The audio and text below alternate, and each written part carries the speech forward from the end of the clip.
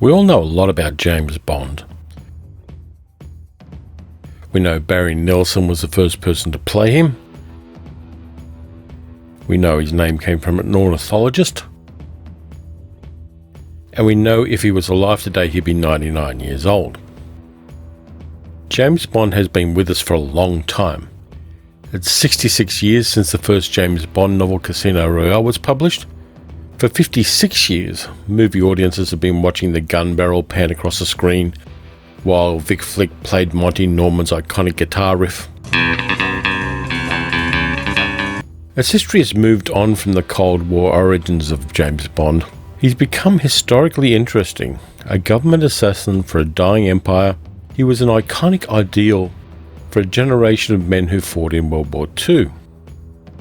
In the 1960s, as portrayed by Sean Connery, he became, on one hand, the infinitely resourceful hero who could prevent nuclear war, and on the other hand, part of Hugh Hefner's playboy philosophy of hedonism and sex without guilt or responsibility.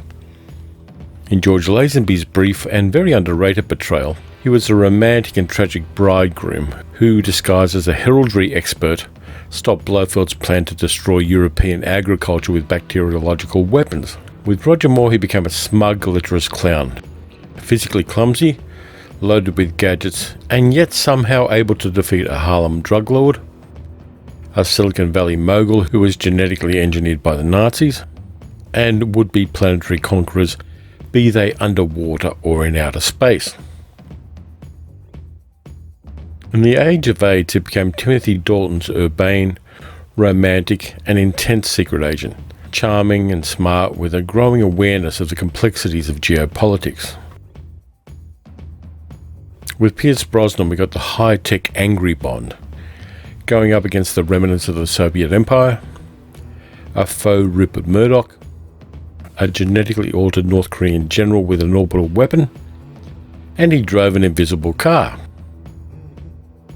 Finally, with Daniel Craig, you get the full retcon on James Bond. A new Bond for the 21st century. Tough, smart, and a much more complex character than we've ever seen before, even if physically Craig is the actor least like the literary Bond. So what qualities does an actor need to play 007? Charm, sex appeal, physical toughness, and the ability to act would be a good start.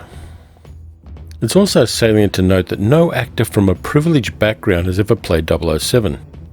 Most of them had pretty tough early lives. But who else might have played James Bond and made it work well? Here's my list of actors who would have made interesting James Bonds. Bond. James Bond. When Albert Salzman and Cubby Broccoli announced they were making a movie based on the Ian Fleming novel Dr. No, a lot of actors were considered for the role. Trevor Howard, Rex Harrison, Richard Todd, who was very much too short for the role, and David Niven. All of them were also too old. Each one of them had been movie stars for at least 20 years at the time.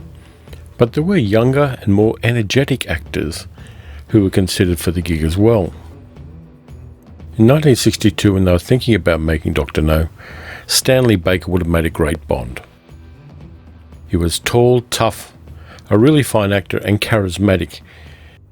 He had the looks and skills to give us a memorable 007.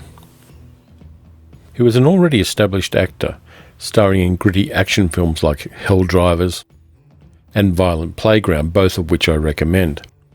He had the intensity to make a great Bond. In fact, after his death in 1976, his widow Ellen said that he was being considered for the role. Baker didn't want to sign a 3-picture deal, so he lost out to Sean Connery. In 1971, Stanley Baker gave us a glimpse of what his Bond might have been like in a movie called Innocent Bystanders.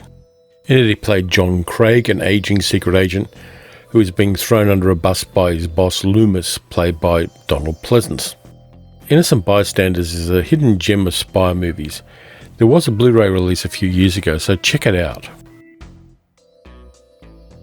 Patrick McGoohan was offered the role of James Bond, so the story goes. He knocked it back because his Catholic beliefs wouldn't let him play a sexually promiscuous character. Like Stanley Baker, McGoohan was in Hell Drivers back in 1957, along with Sean Connery. McGoohan's John Drake in the TV series Danger Man aka Secret Agent showcased his suitability to play Bond. Drake in Danger Man was charming, charismatic, but rather asexual. McGoohan went on to give us a surreal spin on the secret agent genre with his cult TV series The Prisoner in 1967, so we really can't complain too much. Australian actor Rod Taylor was the full package. Talented, handsome, athletic, and great in action scenes. You should check out the chainsaw fight in his movie Dark of the Sun for evidence of that. In 1986, Taylor said this about playing James Bond. Producer Cubby Broccoli wanted me to screen test for James Bond when he was preparing Dr. No in 1961. I refused because I thought it was beneath me. I didn't think Bond would be successful in the movies. That was one of the greatest mistakes of my career. Every time a new Bond picture became a smash hit, I tore out my hair. Cubby and I have laughed about it ever since.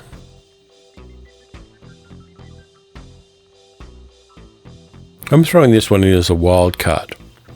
Nobody ever considered this Lancastrian actor as 007 except me.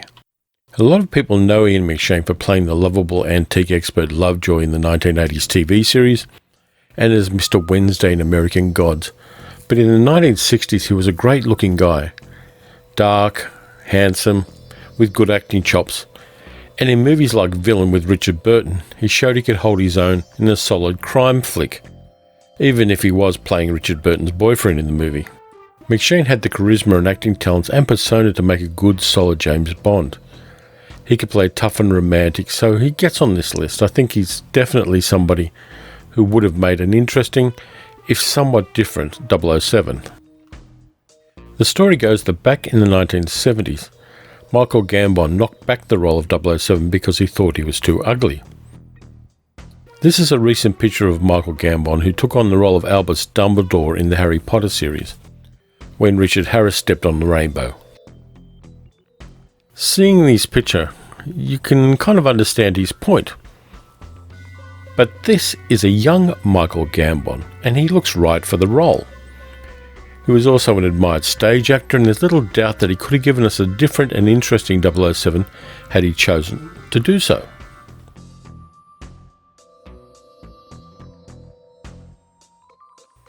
I'll get this one over with quickly.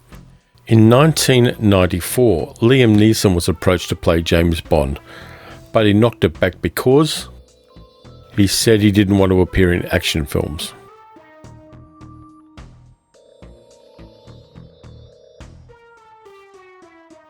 You have to respect that decision. After his breakout role in 1998's Croupier, there was talk of Clive Owen getting a license to kill and playing Bond. Pierce Brosnan was heading toward the end of his tenure in the role, and Eon Films was starting to look around for the next 007. At the time, Owen was someone I was hoping would become Bond. He had a retro look about him which would have allowed the franchise to retcon James Bond to the 1950s, something I'd still like to see in a film. Clive Owen could play tough, angry and suave, and I think he would have been interesting in the role. He's really good at playing bastards, and Bond at heart is a bastard.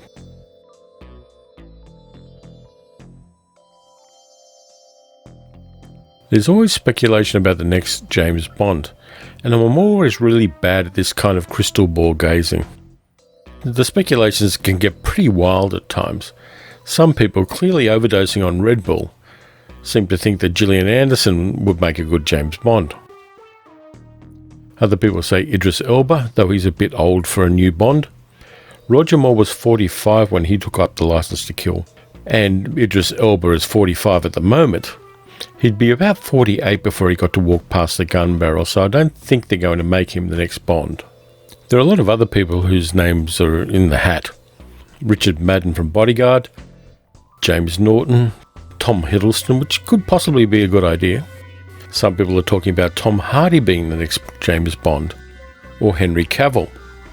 But I'm going to go for an unlikely choice because I just want to play with the idea a little bit. Chris Hemsworth. The Bond franchise needs something to boost it back to its former prominence in cinema, and having Hemsworth in the gig will definitely do that.